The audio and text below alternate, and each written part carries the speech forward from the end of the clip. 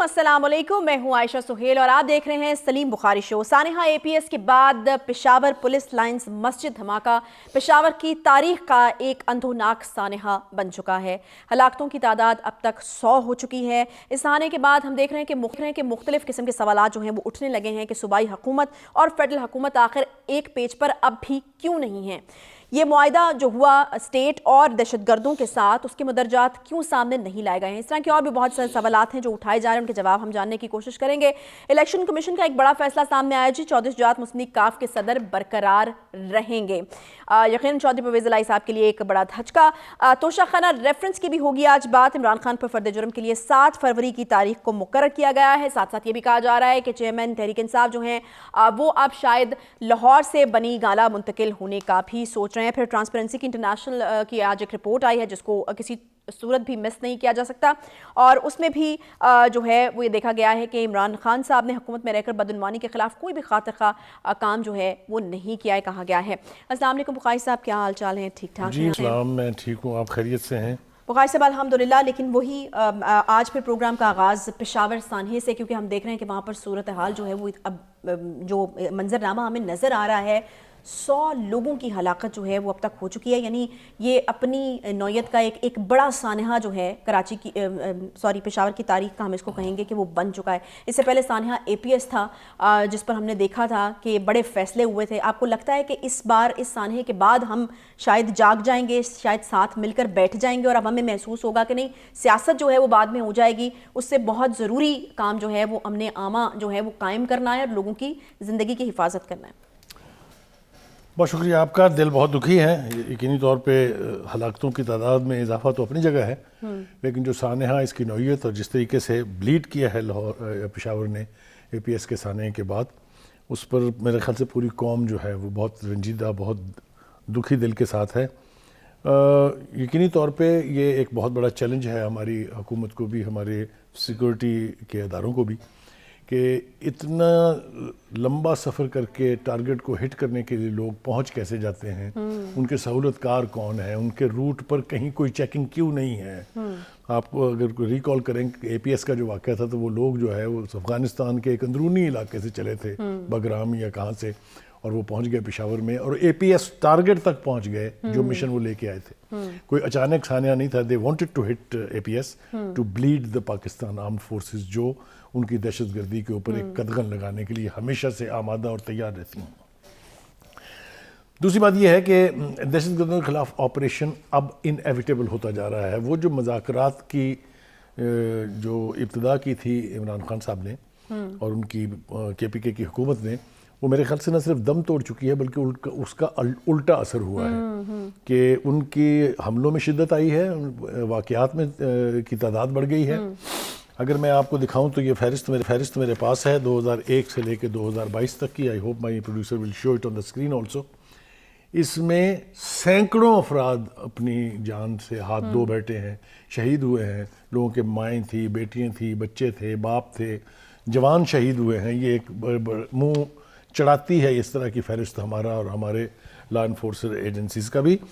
तो ये सानहा तो नया नहीं है। वो है ना कि गुजरने को तो मुझ पर भी है जब एक सानहा गुजरा, मगर ये तब हुआ जब गम का आदी हो चुका था मैं। हम इतने आदी हो गए हुए हैं, 2001 से एक लंबी तारीख है, आज 21 साल होने को है, कि हमने कहीं दो टोक फैसला नहीं किया कि बस एनफ इज़ एनफ।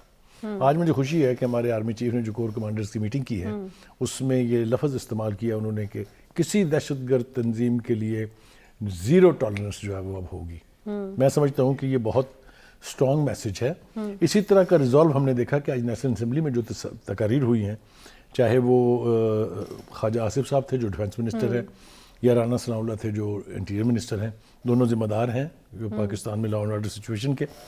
उन्होंने भी यही कहा कि बस अब इससे आगे नहीं। वो तो यहाँ तक भी जिक्र हुआ वहाँ पर कि जी इमरानी टोला जो है उन्होंने उन लोगों को भी, उन दहशतगर्दों को भी छोड़ दिया, रिहा कर दिया जिन्हें सजाए मौत हो चुकी थी पाकिस्तान की अदालतों से। لیکن بخاری صاحب واٹ از دس، اس کو سافٹ کارنر کہیں گے یا کیا ہے ٹورڈز دہشت دیکھیں اس وقت میرے گرد جو خیال پی سے ٹی آئی کر رہا، جو پالیسی رہی؟ ہم نے یہ بھی دیکھا ہے کہ ان 4 سالوں کے بیچ میں، جیسا خواجہ آصف نے کہا کہ نیشنل ایکشن پلان کے اوپر بھی کوئی خاطر خواہ کام نہیں کیا گیا، تو پھر ذمہ داری تو عائد ہوتی ہے، سوالات تو اٹھتے ہیں۔ میں عرض کروں آپ سے، سوالات بالکل ٹھیک اٹھ رہے ہیں۔ آج خواجہ آصف صاحب نے نیشنل اسمبلی کو بتایا کہ پچھلے 4 سال میں 4.5 لاکھ افغانی لیگل ڈاکومنٹس کے ساتھ پاکستان میں انٹر ہوئے اور واپس نہیں گئے۔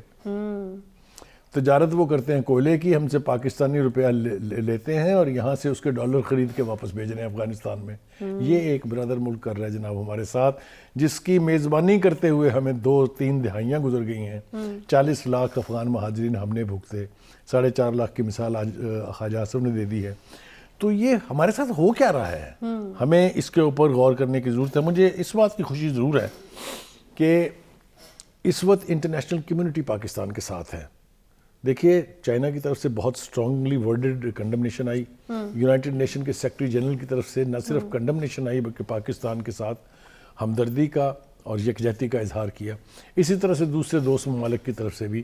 تو وہ جو ایک تاثر تھا کہ ہم شاید آئسولیشن کا شکار ہیں، چونکہ ہم نے امریکہ بہادر کا ساتھ اتنا آنکھیں بند کر کے دیا ہے کہ ہمیں کوئی پوچھتے نہیں ہے۔ آپ دیکھیں بلاول بھٹو زرداری جو ہیں وہ آج کل رشیا کے دورے پر تھے، تو رشین فارن منسٹر کے ساتھ بڑی ہیلدی بڑی پازیٹیو یعنی پریس کانفرنس جوائنٹ انہوں نے کی ہے۔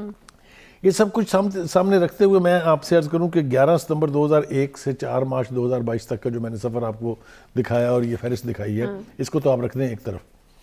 جو آپریشن ہوئے 3 بڑے، سٹارٹنگ ود آپریشن راہ راست انصبات، دین آپریشن ضرب عضب، دین آپریشن رد الفساد، اس نے یہ کہ دہشت گردی کا خاتمہ کیا، لیکن اس کی قیمت بھی ہم نے چکائی۔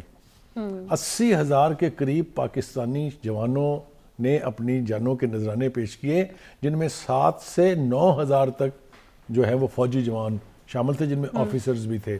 ایک اور میں مزے کی بات آپ کو بتاؤں کہ دہشت گردی کے خلاف جو جہاد ہے اس میں انٹرنیشنل جو کرائیٹیرین ہے یا معیار ہے وہ یہ ہے کہ 1 سے 20 یعنی 1 افسر اور 20 جوان جو ہیں وہ شہید ہوتے ہیں سپاہی۔ ہمارے ہاں یہ ریشو 1:5 کی ہے، یعنی ہم ہر 5 سپاہیوں کے ساتھ ہمارا 1 افسر شہید ہوا ہے۔ یہ دنیا کی جنگوں کی تاریخ میں، دنیا کی دہشت گردی کی تاریخ میں میرے خیال سے سنہری حروف سے لکھا جائے گا۔ یہ بات بھی ہو گئی جناب۔ اب دیکھیے گزارش یہ ہے بخاری صاحب، یہ جو آپ نے بات کی ہے بڑی پازیٹیو بات ہے کہ دنیا ہمارے ساتھ کھڑی ہوئی ہے، انٹرنیشنل سپورٹ ہے، لیکن سوال پھر وہیں پر اٹھتا ہے کہ دنیا ہمارے ساتھ کھڑی ہوئی بہت اچھی بات ہے، لیکن ہم بلیڈ کرنا تب تک بند نہیں کر سکتے جب ہم اپنی آنکھیں نہیں کھولیں گے، جب تک ہم ایک ساتھ بیٹھیں گے نہیں۔ مجھے یہ بتائیے کہ ایک بڑا اہم سوال جو اس وقت اٹھ رہا ہے وہ یہ کہ جو معاہدہ ہوا تھا اسٹیٹ اور دہشت گردوں کے بیچ میں وہ کدھر ہے؟ ایک عام آدمی جو ہے وہ آج یہ سوال پوچھ رہا ہے کہ کیا مدرجات تھے اس کے، کس بنیاد کے اوپر یا کن شرائط کے ساتھ آپ نے یہ معاہدہ کیا تھا، وہ دکھائیں تو صحیح ہمیں۔ یہ بہت دکھتی رگ آپ نے چھیڑ دی ہے۔ میں کوشش کرتا ہوں اپنے علم کے مطابق اس کا جواب دینے کی آپ کو۔ یہ معاہدہ جو ہے یہ کے پی کے گورنمنٹ نے کیا تھا ٹی ٹی پی کے ساتھ مذاکرات کے بعد۔ اس سے پہلے پاکستان کی حکومت اور عسکری قیادت نے ٹی ٹی پی کی لیڈرشپ کے ساتھ مذاکرات کا سلسلہ شروع کیا تھا، لیکن وہ پھر بغیر کسی نتیجے پر پہنچے ختم ہو گیا تھا، اور دونوں طرف سے یہ اعلان کیا گیا تھا کہ اب ہم مذاکرات مزید جاری نہیں رکھیں گے۔ پھر آپ کو یاد ہوگا کہ پچھلے نومبر میں ٹی ٹی پی کی طرف سے یہ کہا گیا کہ جو سیز فائر تھی وہ اب ختم ہے، اب ہم آپریشنز تیز کریں گے۔ اچھا، ایک اور چیز بخاری صاحب مجھے یہ بتائے گا کہ یہ کے پی کے گورنمنٹ کا اپنا انیشیٹو تھا یا پھر اسٹیٹ جو تھی وہ آن بورڈ تھی اس پر کہ ٹھیک ہے ہم آپ کو بیک کر رہے ہیں، آپ مذاکرات؟ میں نے آپ کو اس کی تفصیل بتا دی کہ اسٹیٹ آف پاکستان اور عسکری قیادت کے مذاکرات ختم ہو گئے تھے، لیکن کے پی کے کی حکومت یہ مذاکرات جاری رکھے ہوئے تھی، جس میں کے پی کے حکومت کا نمائندہ جو ہے وہ بیرسٹر سیف بیٹھا کرتے تھے اور باقاعدہ پریس کو بریفنگ دیتے تھے۔ دوسری بات یہ کہ اس کو بھی آپ چھوڑ دیجئے، کیا خان صاحب کو آپ کا یہ پچھلے ہفتے کا بیان یاد نہیں کہ میں 40,000 افغانس کو لا کے یعنی پاکستانی طالبان کو ٹی ٹی پی کے لوگوں کو لا کے یہاں بسانا چاہتا تھا؟ یاد ہے، سنا تھا نا آپ نے بھی وہ؟ ٹھیک ہے، اب ہم یہی تو کہہ رہے ہیں، یہی تو رونا رویا جا رہا ہے کہ جب آپ اس طرح کی پالیسیز رکھتے ہوں یا آپ کا مائنڈ سیٹ ایسے ہو تبھی تو آپ نے وہ فیصلے کیے جو آپ کو نہیں کرنے چاہیے تھے۔ دوسری بڑی وجہ اس کی جو آپ وجہ تلاش کرنے کی کوشش کر رہی ہیں، شرائط تو میں نے آپ کو بتا دیا نا کہ یہ مجھے لگتا ہے کہ یک طرفہ تھی، اس لیے نہ انہوں نے ہمارا یہ مطالبہ مانا کہ ہم ان آرمڈ ہو کے آئیں گے واپس، نہ انہوں نے ہمارا یہ مطالبہ مانا کہ آپ پاکستان کے آئین کے ساتھ ایلیجنس جو ہے وہ کمٹ کریں گے. جو ناکامی کی وجہ ہے بڑی وہ ہے ہمارا نیشنل ایکشن پلان کا بن کر اس کے اوپر عمل نہ ہونا. کچھ تو اور 4 سالوں میں کوئی کام نہیں وہ ایک شعر میں سناتا ہوں نا کہ کچھ تو خزاں ہے باعث سے بربادی چمن اور کچھ باغباں کا ہاتھ بھی اس میں ضرور ہے. کچھ تو فیڈرل گورنمنٹ کی ذمہ داری تھی اس وقت کی اور کچھ پھر صوبائی حکومتوں نے کرنا تھا کہ اس کے اوپر جو سلیپر سیلز ہیں جو ان کے گڑھ ہیں یہاں پر ان کے خلاف آپریشن کرنا, یعنی intelligence based operation carry out کرنا تاکہ اس فتنے کا کلا کما کیا جا سکے. اس کے اوپر کسی نے کوئی عمل نہیں کیا. آج بھی ہر لیول کے اوپر اسی ایکشن پلان کی بات ہوتی ہے لیکن امپلیمنٹیشن ندارد ہے.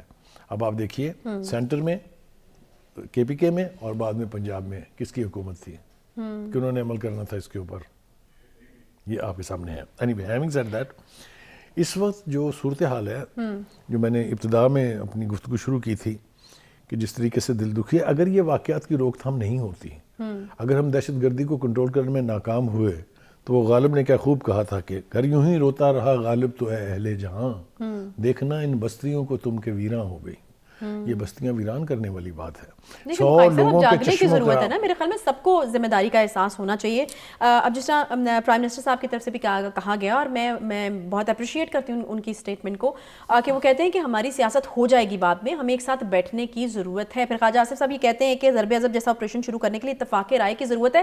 کیوں نہیں بن پا رہا یہ اتفاق رائے؟ اب ہمارے جو سیاست دان ہیں ان کو اور کس سانحے کا انتظار ہے اتفاق رائے کرنے کے لیے؟ کیوں ساتھ نہیں بیٹھ جاتے؟ امن و امان سے جو ضروری کوئی چیز اور ہو سکتی ہے, اگر آپ سروائیو کریں گے تو کچھ اور کریں گے نا.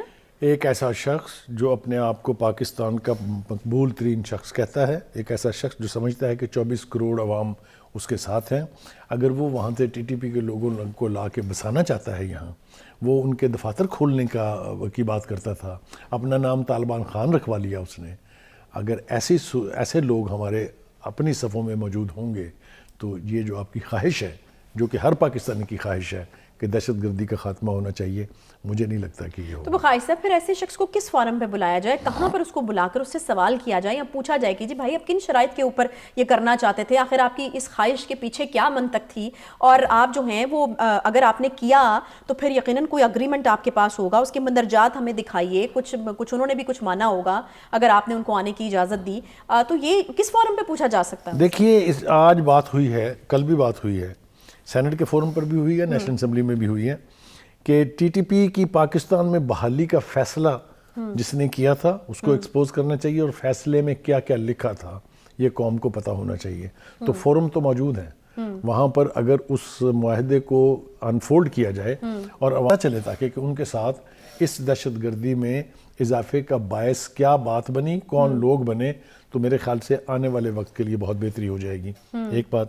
دوسری بات یہ ہے کہ دیکھیے میں نے پہلے بھی کہا کہ ایک لمبی تاریخ ہے اس کی, ہم بہت دیر سے یہ بھگت رہے ہیں.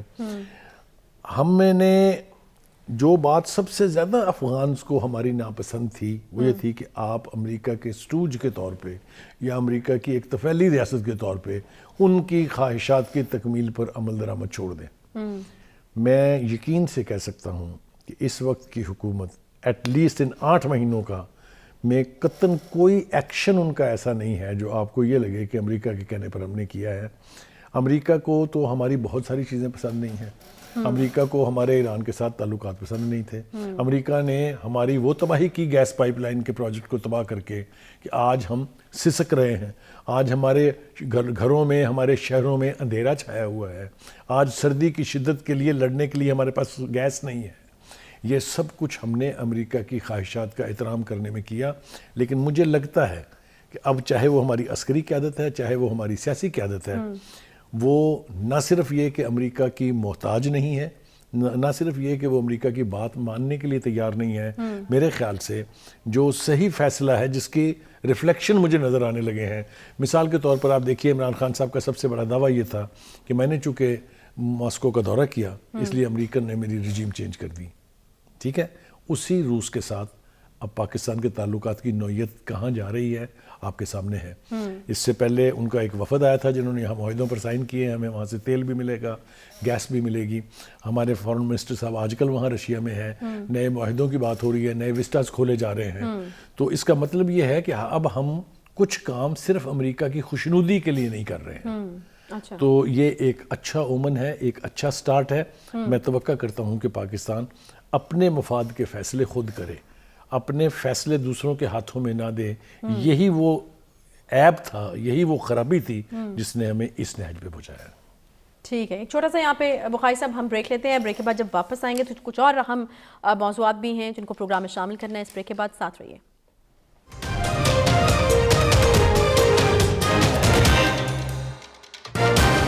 ویلکم بیک جی. الیکشن کمیشن کا ایک بڑا اہم فیصلہ, چودھری شجاعت صاحب مسلم لیگ کاف کے صدر جو ہیں وہ برقرار رہیں گے. کاف لیگ کی سینٹرل ورکنگ کمیٹی کا جو فیصلہ ہے اس کو مسترد کر دیا گیا ہے. بخاری صاحب, یقیناً ایک دھچکا چودھری پرویز الہی صاحب کے لیے اور چودھری شجاعت صاحب کی یہ فتح ہوئی.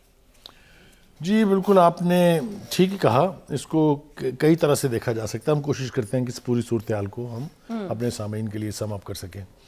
وہ کیا ہوا, کیسے ہوا, یہ تو اب میرے خیال سے کوئی راز نہیں ہے. کس طریقے سے نون لیگ کا چیف منسٹر بننے کے لیے نہ صرف یہ کہ چودھری پرویز الہی صاحب آمادہ تھے, بلکہ رات کو دعائے خیر کے بعد مٹھائیاں بھی کھائی گئی. صبح انہوں نے اپنی گاڑی کا اسٹیئرنگ موڑا اور جا کے بنی گلہ پہنچ گئے. ہم بات کئی دفعہ کر چکے ہیں وہاں پہ. اس اعتبار سے اگر دیکھا جائے تو بقول شاعر دیکھا جو کھا کے تیر کمی گاہ کی طرف اپنے ہی دوستوں سے ملاقات ہو گئی. چودھری پرویز الہی یہ تصور بھی, چودھری شجاعت حسین شاید یہ تصور بھی نہیں کر سکتے تھے کہ ان کا وہ بھائی جن کو انہوں نے ہمیشہ سیاسی طور پر آگے فرنٹ مین کے طور پہ رکھا, جن کو انہوں نے پوری سیاسی زندگی میں مکمل سپورٹ پیچھے سے دی, نہ صرف انہوں نے بلکہ ان کی اولاد نے بھی, کہ وہ اتنا بڑا فیصلہ جو ہے وہ اپنے طور پہ کر جائیں گے, بلکہ پارٹی کو ایک طرح سے گروی رکھ دیں گے کسی کے پاس. اصل سوال یہ ہے کہ کاف لیگ کی کشتی کو ڈائنامیٹ لگا کر حصے بکھرے کس نے کیا ہے. تو اس کے لیے آپ کو کہیں دور جانے کی ضرورت نہیں ہے, نہ کسی یعنی پامسٹ کے پاس جانے کی ضرورت ہے. یہ آپ کو صاف پتہ ہے. لوگوں کا خیال یہ ہے, اور خاص طور سے وہ لوگ جو فیملی کے قریب ہیں, وہ سمجھتے ہیں کہ پرویز الہی شاید کبھی بھی زندگی میں ایسا ناکام نہ کرتے جتنا ادب, احترام اور پیار کا رشتہ ان کا چودھری شجاعت صاحب سے تھا. مگر جو مونس الہی ہیں, جو ان کے برخوردار ہیں, ان کی پی ٹی آئی میں کی طرف رغبت اور عمران خان سے والہانہ محبت, دو مختلف چیزیں ہیں. اس کی وجہ سے یہ سارا کچھ ہوا ہے. دیکھیے ذرا تھوڑا سا ریکال کرتے ہیں. چودھری پرویز الہی صاحب پچھتاتے ہیں کیونکہ ان کی لیٹلی جو کچھ باتیں ہیں وہ یہ کہتے ہیں کہ دیکھیں میں نے منع کیا تھا, کیا کر دی. ان کو اب لگتا ہے کہ شاید وہ میرے خیال میں وہ والی ایک کہاوت نہیں ہے, بے وقوف دشمن عقل مند دوست والی, تو وہ کچھ پچھتاتے ہیں. دیکھیے یہ فیملی اتنی well knit and so closely attach تھی کہ اس کے اندر دراڑ پیدا کرنے کا کوئی خواب بھی نہیں دیکھ سکتا تھا. سیاسی طور پر تو میں آپ کو دعوے سے کہہ سکتا ہوں کہ کوئی سوچ نہیں سکتا تھا. میڈیا کے حوالے سے اگر آپ مجھ غریب کو سمجھتی ہیں کہ میں نے 55 سال اس دشت میں گزارے ہیں, کوئی تصور نہیں کر سکتا تھا میڈیا میں بھی کہ یہ فیملی سپریٹ ہو جائے گی. اب اس کا کریڈٹ آپ خان صاحب کو دیں, ان کے بیٹے کو دیں, چودھری پرویز الہی کو دیں, جس کو بھی دیں, لیکن یہ ہوا غلط ہے. اب ہم ذرا دیکھتے ہیں کہ ہوا کیا. پہلی بات تو یہ کہ اگر پرویز الہی صاحب اس نون لیگ کی آفر کو مان لیتے تو نہ آج پنجاب اسمبلی ٹوٹتی, نہ ان کی وزارت اعلیٰ جاتی. یعنی ابھی بھی وہ وزیر اعلیٰ کے منصب پہ فائز. ناٹ اونلی دیٹ, وہ بیٹھے ہوتے چیف منسٹر کے طور پر دو ملک کی بڑی ترین سب سے بڑی پارٹیوں کی سپورٹ پہ, پیپلز پارٹی اینڈ نون لیگ. ٹھیک ہو گیا, مطلب مضبوط ایک وزیر اعلیٰ ہوتا ہے. دوسری بات یہ ہے, نہ صرف یہ کہ آنے والے وقت میں یعنی جنرل الیکشن آنے ہیں نا, تو بہت کچھ ہو سکتا تھا, لیکن یہ سب کچھ انہوں نے داؤ پر لگا دیا. اور دوسرا بڑا جرم وہ یہ ہوا کہ انہوں نے چودھری شجاعت صاحب کی لیڈرشپ کو چیلنج کیا.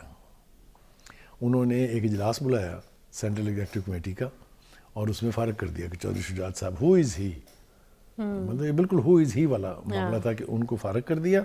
نیا جو ہے وہ انہوں نے پریزیڈنٹ بنا لیا. یہ ایک اگلا سٹیپ تھا.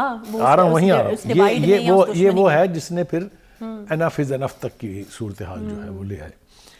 بھلا ہو الیکشن کمیشن کا کہ اس نے ابھی بھی ایک کوشش کی ہے کہ یہ فیملی پھر سے شاید جڑ جائے. انہوں نے ایک تو اس فیصلے کو کالعدم قرار دیا ہے اور ڈکلیئر کیا ہے کہ پارٹی کے لیگل صدر جو ہیں وہ چودھری شجاعت صاحب ہیں.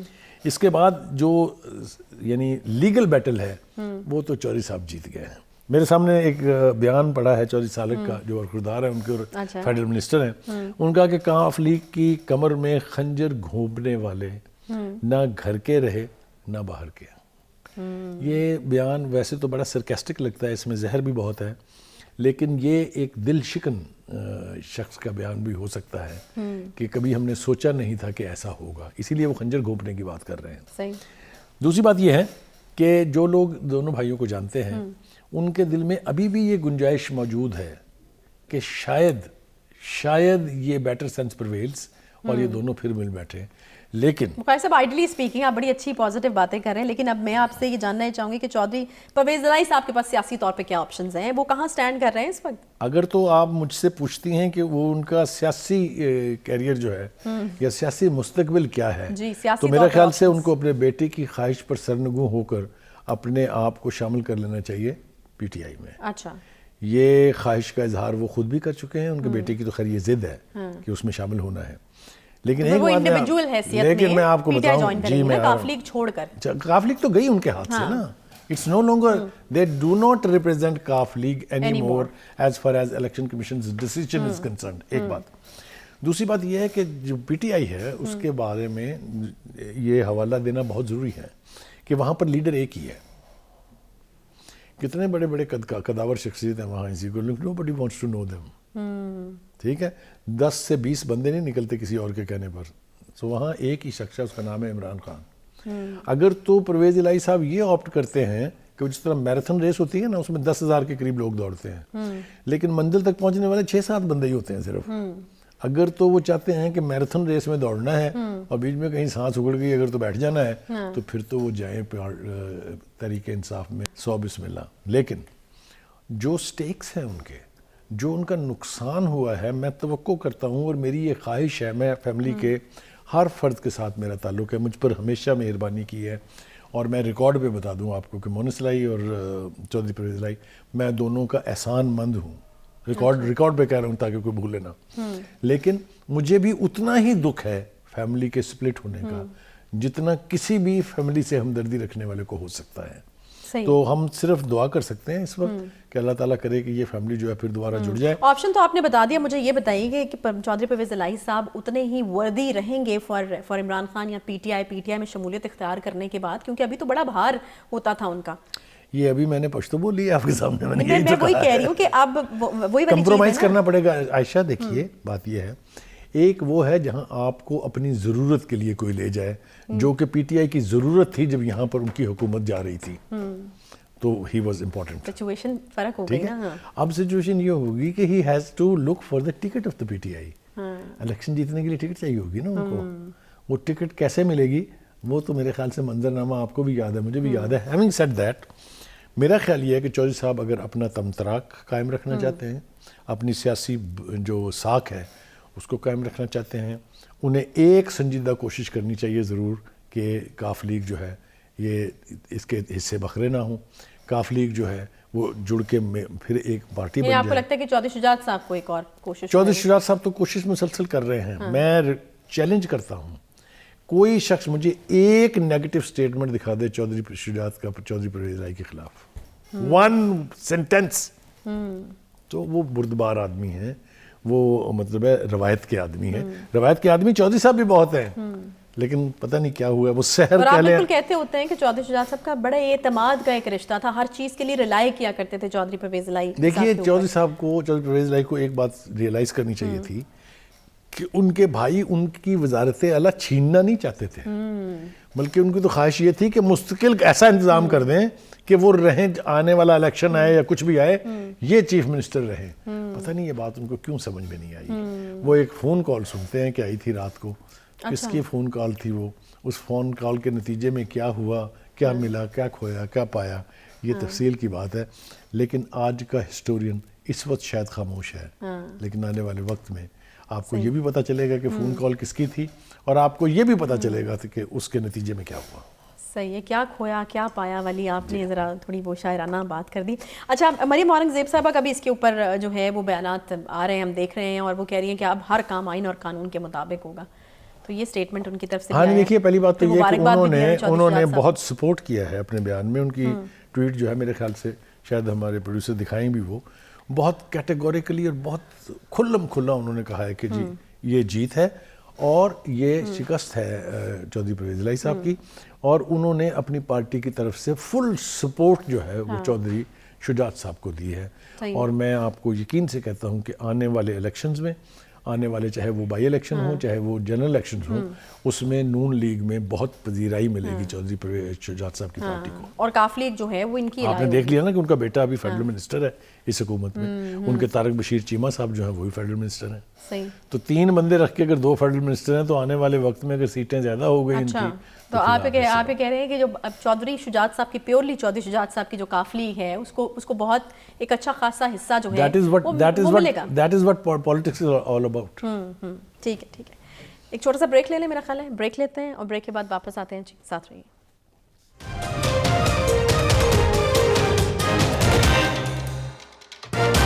توشہ خانہ ریفرنس عمران خان پر فرد جرم جو ہے وہ عائد کرنے کے لیے 7 فروری کی تاریخ کو مقرر کیا گیا ہے. اب اس کا کیا مطلب ہے؟ کیا خان صاحب کے پاس کوئی اور آپشن ہے یا پھر اس بار پیش ہونا ہی پڑے گا؟ فرد جرم عائد ہوگی، اس کے آگے کیا ہوگا؟ کیا گرفتاری بھی ہو سکتی ہے؟ بہت سارے سوالات جو ہیں وہ اٹھ رہے ہیں. توشہ خانہ ریفرنس نہ صرف یہ بلکہ ممنوعہ فنڈنگ کیس بھی جو ہے عمران خان کی عبوری ضمانت میں توسیع ہوئی ہے. آئندہ پیشی پر حاضری جو ہے اس کو لازمی قرار دیا گیا ہے. بخاری صاحب گھرتے ہوئے نظر آ رہے ہیں. خان صاحب ایک بار پھر سے ہم دیکھ رہے ہیں کہ کیسز کے اندر کیا ہونے جا رہا ہے. گرفتاری کے حوالے سے بھی خبریں جو ہیں وہ گردش کر رہی تھیں کہ کسی نہ کسی کیس میں جو خان صاحب کی گرفتاری ہو سکتی ہے. پھر خان صاحب بھی کچھ اسٹریٹجیز بنا رہے ہیں. ہم نے سنا ہے کہ وہ لاہور سے بنی گالہ منتقل ہونے کا سوچ رہے ہیں. کل آپ نے بھی بتایا تھا کہ شاید مظفر آباد چلے جائیں. تو اب کیا صحیح ہے کیا غلط ہے، ذرا رہنمائی فرمائیے گا. دیکھیے گزارش یہ ہے کہ جہاں تک مقدمات کا تعلق ہے، پچھلی حکومت کے خلاف جو مقدمات قائم ہوئے تھے جو آ کے عمران خان صاحب نے کیے تھے، اس میں ثبوت اور سبسٹنس اور ڈاکومنٹس جو ہیں اس کی کمی تھی، اس لیے کہ کیس کر کے ختم ہو گیا. اور سپریم کورٹ سمیت چاروں ہائی کورٹس نے جو ریمارکس دیے تھے نیب کے بارے میں اور ایف آئی اے کے بارے میں، وہ میرے خیال سے یہاں دہرانے کا فائدہ نہیں ہے. مختلف پروگراموں میں اس کی بات کرتے رہے ہیں. مجھے یوں لگ رہا ہے عائشہ کہ جو عمران خان صاحب اور ان کے کلیگز جو ہیں ان کے بارے میں جو لاڈلا پن کا ایک تصور تھا کہ سینئر جو عدلیہ ہے اس میں لاڈلا پن جو ہے ہو رہا ہے، وہ مجھے لگتا ہے کہ وہ دم توڑ رہا ہے، وہ آہستہ آہستہ ختم ہو رہا ہے. کیسے؟ آپ نے 2 باتیں تو کر دی، میں 2 باتیں اور ایڈ کر دیتا ہوں. ایک تو یہ کہ توشہ خانہ ریفرنس میں فرد جرم کے لیے 7 فروری کی تاریخ طے ہے. جب بات فرد جرم تک پہنچ جائے تو پھر آپ یہ سمجھ لیں کہ کیس جو ہے وہ اپنے آخری مرحلے میں جا رہا ہے. کیونکہ آپ پر جب میں یہ الزام لگا دوں لکھ کے تو پھر آپ کو ثابت کرنا ہے کہ بھائی صاحب آپ جو ہے وہ بے گناہ ہے. ایک دوسری بات ہے کہ ممنوعہ فنڈنگ کیس جو ہے اس کے حوالے سے پہلے تو پیشیوں پر چلتے رہے، التوا مانگتے رہے، کوئی 32 کے قریب التوا ہیں اس کے، پھر وکیل بدلتے رہے. یہ سارے ٹیکٹکس تھے اس کو ڈیلے کرنے کے. الٹیمیٹلی اب خان صاحب کو کورٹ نے یعنی سمن کیا تھا کہ آپ تشریف لائیں. وہ نہیں گئے. ایک پر ان کا میڈیکل سرٹیفکیٹ چلا گیا، دوسرے پر بھی انہوں نے کہا کہ جی وکیل صاحب جو ہیں وہ تبدیل ہو گئے ہیں. اب انہوں نے کہا کہ جی آئندہ پیشی پہ آپ کو آنا ہے، کوئی بہانہ نہیں چلے گا. لیکن وہ تو علیل ہے نا، وہ تو نہیں جا سکتے. کیا ہوا ان کو؟ وہ ان کی ٹانگ میں جو گولی لگی تھی اس کی وجہ سے میڈیکل سرٹیفکیٹ. ٹانگ میں گولی لگی کہ وہ تو لاہور سے خطاب کرنے تو پہنچ گئے تھے اسلام آباد کے اس 27 نومبر کے مارچ 26 نومبر کے مارچ کو، یاد ہے آپ کو؟ تب تو کچھ نہیں ہوا تھا. اچھا اب مطلب یہ بھی وہ نہیں لے سکتے نا. ہیونگ سیڈ دیٹ بی بی، اب وہ اس طرح تو میں بعد میں آتا ہوں کہ وہ کہاں اب جائیں گے یہاں سے، کیونکہ وہ یہاں لاہور میں اپنے آپ کو غیر محفوظ سمجھ رہے ہیں. وہ غیر محفوظ اس لیے سمجھ رہے ہیں کہ کچھ سیکورٹی کے اسکواڈ سے واپس لے لیے گئے ہیں. آبویسلی جب ان کی حکومت تھی یہ وہ نقصان ہے جو ان کو اٹھانا پڑے گا، اس لیے کہ ان کو بارہا ان کی پارٹی کے لوگوں نے، چیف منسٹر پرویز الہی صاحب نے یہ کہا تھا کہ یہ کام آپ نہ کریں، آپ بہت ولنریبل ہو جائیں گے، یہ آپ کو اگلے 1 گھنٹے میں اٹھا کے لے جائیں گے. لہٰذا اس کے بعد کیا ہوا؟ آپ نے فواد چودھری کے ساتھ دیکھا جو ہوا ہے. ٹھیک ہے، جس طرح سے اس کو لے جایا گیا، جس طرح سے اس کو پیش کیا جا رہا ہے، جس طرح سے اس کا ریمانڈ فزیکل پہلے دیا گیا، پھر کینسل کر دیا گیا، پھر جیل سے لایا گیا، پھر دے دیا گیا اینڈ آل دیٹ. یہ وہ تاثر قائم ہو رہا ہے کہ عدالتیں اب شاید تھوڑا سا اور طرف کو چلنے کے لیے. میں یہ کیوں کہہ رہا ہوں؟ جو عمران خان صاحب کا 4 سال کا دور تھا اس میں جس طرح کے سیاسی مخالفین کے خلاف مقدمات ہوئے، اس کی تھوڑی سی تفصیل جو ہے وہ شیئر کرنا میں چاہتا ہوں. امید ہے کہ ہمارے پروڈیوسر بھی وہ دکھا سکیں گے. محمد نواز شریف جناب حراست میں رہے ہیں 374 دن. اچھا. جناب علی حمزہ شہباز شریف صاحب رہے ہیں 627 دن. رانا ثناء اللہ جعلی کیس میں 2 نمبر کیس جو بعد میں عدالتوں نے تسلیم بھی کیا 174 دن. احسن اقبال صاحب جو نارووال سپورٹس کمپلیکس میں اندر گئے تھے جس میں 1 ٹکے کی بے ایمانی ثابت نہیں ہوئی, عدالتوں نے کیس ختم کر دیا ہے, وہ رہے 64 دن. راجہ قمر رہے 218 دن. مریم نواز رہی 158 دن. جناب خواجہ سعد رفیق رہے 462 دن, یعنی مور دین اے ایئر. اس کے بعد جناب حنیف عباسی صاحب رہے 264 دن. کیپٹن سرورد رہے 53 دن. خواجہ محمد شہباز شریف صاحب رہے 340 دن. خواجہ سلمان رفیق رہے 462 دن. شاہد خاقان عباسی رہے 222 دن. حافظ نعمان رہے 512 دن. اور جاوید لطیف صاحب رہے 159 یعنی 169 دن. یہ تو بخاری صاحب اس چارٹ یہ جناب علی, یہ میں نے نہیں کھڑا ہے نہ یہ بنایا ہے, وہی تو کہہ رہی ہوں یہ فیکٹ ہے. یہ تمام کیسز ختم ہیں. یہ تمام کیسز جعلی تھے, سیاسی نوعیت کے تھے, عدالتوں نے ایک کے بعد دوسرا اٹھا کے پھینکے. ٹھیک ہے, آ جائیے جناب. ادھر کیا ہو رہا ہے؟ ادھر یہ ہو رہا ہے کہ جو معاملہ لے کے عدالت میں جا رہے ہیں ریلیف مل رہا ہے, کہیں ہاں اس کے اوپر دو رائے ہو نہیں سکتی. ابھی لاہور میں جو تماشا لگ رہا ہے, آپ کہہ رہے ہیں کہ اب ریلیف جو لاہور میں تماشا لگ رہا ہے وہ پاکستان کی عدلیہ کی تاریخ کا عجیب و غریب واقعہ ہے. یہ الزامات کھلے بندوں لگ رہے ہیں. میں ان کو سبسٹینشیٹ نہیں کر رہا. آپ یہ کہہ رہے ہیں کہ ریلیف مل رہا ہے, یعنی کوئی خطرہ نہیں ہے خان صاحب کے لیے, خطرہ ہے. میں نے آپ سے کہا کہ یہ کچھ ہوا ہے. اچھا, اب میں نے ساتھ ہی شروع میں یہ کہا تھا کہ یہ لاڈلا پن سکڑ رہا ہے, اچھا ختم ہو رہا ہے. خطرہ ہے, خطرہ موجود ہے اور سیریس خطرہ ہے. گرفتاری کا خطرہ ہے, گرفتاری کا خطرہ. ایبسلیوٹلی بھائی, کس نے نہیں کہا. یہ پوٹینشل ہے ان کیسز میں کہ تمام پی ٹی آئی جو ہے وہ اس بات پہ کنونس ہے کہ خان صاحب کے خلاف جو مقدمات ہیں ان میں ان کی گرفتاری ہونی ہے. یہی وجہ ہے کہ ورکرز کو باقاعدہ ڈیوٹی پہ لگایا ہوا ہے وہاں عثمان پارک کے باہر. اگر آپ جائیں تو حلوہ مانڈا تو جو چل رہا ہے وہ تو اپنی جگہ ہے, لیکن مختلف علاقوں کے لوگ اور ورکرز آ کے وہاں پہرا دیتے ہیں کہ کوئی لے نہ جائے اٹھا کے خان صاحب کو. کبھی کوئی تصور کر سکتا تھا کہ خان صاحب کے اوپر یہ دن بھی آئے گا؟ لیکن اگر گرفتاری کا فیصلہ کر لیا جائے تو پھر جتنے مرضی ورکرز ہوں پھر تو وہ ہوگا نا. دیکھیے جو یہاں سے ان کے منتقل ہونے, وہاں پہ بھی بنتی ہوئی نظر آ رہی ہے, جو ان کے یہاں سے منتقل ہونے کی بات ہو رہی ہے, اس سے یہی لگتا ہے کہ وہ خود بھی اینٹیسپیٹ کر رہے ہیں کہ کچھ نہ کچھ ہونے والا ہے. تو بنی گالا میں خود کو محفوظ محسوس کریں گے اب جا کر. یہ تو ہمیں لگا نا, میں نے کچھ اور نام بھی لیے تھے اگر آپ کو یاد ہو. مظفر آباد جا سکتے ہیں, بلتستان جو آپ نے کہا تھا نا, تو یہ آپشنز بہرحال ان کے پاس ہیں. لیکن میرا خیال یہ ہے کہ اب وہ لاڈلا پن ختم ہونے کے بعد کچھ نہ کچھ ایکشن جو ہے وہ ہوگا. حکومت کے دل میں کوئی ہمدردی نہیں ہے خان صاحب سے. عسکری قیادت کے ساتھ انہوں نے اتنا بگاڑ پیدا کر لیا ہوا ہے کہ I don't think there is any love lost between them. پہلے والوں کو آپ نے غدار اور میر جعفر میر صادق کہہ کے دشمن بنایا, دوسرے والوں کو انہوں نے کہا کہ یہ جو اللیجیٹیمیٹ حکومت ہے یہ انہوں نے لا کے ہم پہ مسلط کی ہے, اور یہ عسکری قیادت اس وقت اس اللیجیٹیمیٹ حکومت کا ساتھ دے رہی ہے. یہ کھلے چارج ہیں جو روزانہ ٹی وی سکرین کے اوپر بیٹھ کے عمران خان صاحب بھاشن دیتے ہیں. اب فرق کیا پڑے گا؟ پہلے تو TV screens were openly available to Khan صاحب کے, جو مرضی منہ میں آئے, جتنی دفعہ مرضی دل کرے آ جائیں. اب ذرا تھوڑا سا اس کا توڑ آ گیا ہے. مریم واپس آ گئی ہیں, مریم نے کل سے ایکٹیویٹیز شروع کر دی ہیں, مزید وہ بڑھانے جا رہی ہیں, تو ٹی وی سکرین بھی اب شیئر ہوگی. ظاہر ہے آپ اگنور تو نہیں کر سکتے نا پاکستان کی دوسری بڑی جماعت کو. اگر پہلی بڑی جماعت نہیں تو دوسری تو بہرحال وہ ہے in term of MNAs, MPAs, سارا کچھ. میرا خیال یہ ہے کہ ہم کسی بھی صورت پولیٹیکل جو وکٹمائزیشن ہے اس کو تو ہم سپورٹ نہیں کر سکتے, لیکن جو کیسز ویل ڈاکومنٹڈ ہیں, فارن فنڈنگ میں اسٹیٹ بینک مدعی ہے, اس نے کہا کہ 34 اکاؤنٹ جو ہیں یہ انہوں نے ظاہر نہیں کیے ہیں. جو ٹیرین والا کیس ہے وہ بھی میں نے آپ نے نہیں انیشیٹ کیا, وہ بھی اگلے عدالتوں کی کارروائی اور عدالتوں کی ڈگریاں نکال کے لے آئے ہیں. جو توشہ خانے کا کیس ہے وہ تو عمران خان صاحب نے خود کہا نا, میری گھڑی میری مرضی. بھائی آپ کی گھڑی آپ کی مرضی نہیں, آپ کی ذات تک ٹھیک تھی. جب آپ اس کو بیچ بازار کے بیچ آئیں گے, that is where the problem starts. اور اس پرابلم نے کتنا امبیرس کیا ہے پاکستان کو, I hope Ayesha you know that. Anyway, having said that, میرا خیال یہ ہے کہ یہ جو کچھ بھی خان صاحب کے ساتھ ہو رہا ہے یہ اس وقت سٹنگ حکومت کو بھی ذہن میں رکھنا چاہیے. یہ نہیں ہے کہ وہ جو کچھ کر رہے ہیں they will get scot free, no they won't. لہٰذا انہیں پھونک پھونک کے قدم رکھنا چاہیے کہ وہ اقدامات جو وہ کر رہے ہیں خان صاحب کے خلاف وہ کل کو ان کے خلاف بھی ہو سکتے ہیں. اس لیے ہاتھ ڈالیں تو پکا, صرف چھیڑ چھاڑ کرنے کی خاطر یا انتقام لینے کی خاطر مقدمات قائم نہ کریں. یہ میرے خیال سے بخاری صاحب یہ بالکل یہ تمام چیزیں تو چل رہی ہیں. اب کیسز کس طرح سے آگے بڑھتے ہیں؟ آئندہ پیشی پر حاضری لازمی ہے, حاضری ہوتی ہے نہیں ہوتی ہے, پھر اس کے بعد کیا ہوگا اگر حاضری نہیں ہوگی؟ ٹرانسپیرنسی انٹرنیشنل کے پاس بھی ایک پوری کہانی ہے سنانے کے لیے. میرا خیال یہ تھا کہ اس کو ہم غائب کر جائیں گے تاکہ یہ نہ لگے کہ ہم کوئی وچ ہنٹ کر رہے ہیں یا ہم کوئی کمپین کر رہے ہیں. لیکن جو اس کا ایک جملہ ہے کہ خان صاحب نے اپنے 3.25 سالہ دور حکومت میں کرپشن ختم کرنے کے لیے کوئی کام نہیں کیا, باوجود اس کے کہ وہ آئے تھے یہ سلوگن لے کے کہ میں احتساب کروں گا, پاکستان کو کرپشن سے فری کروں گا. اگر آپ کو دوسرا جملہ ان کا جو انہوں نے کہا تھا یاد ہو کہ میں 90 دن میں کرپشن پاکستان سے ختم کر دوں گا.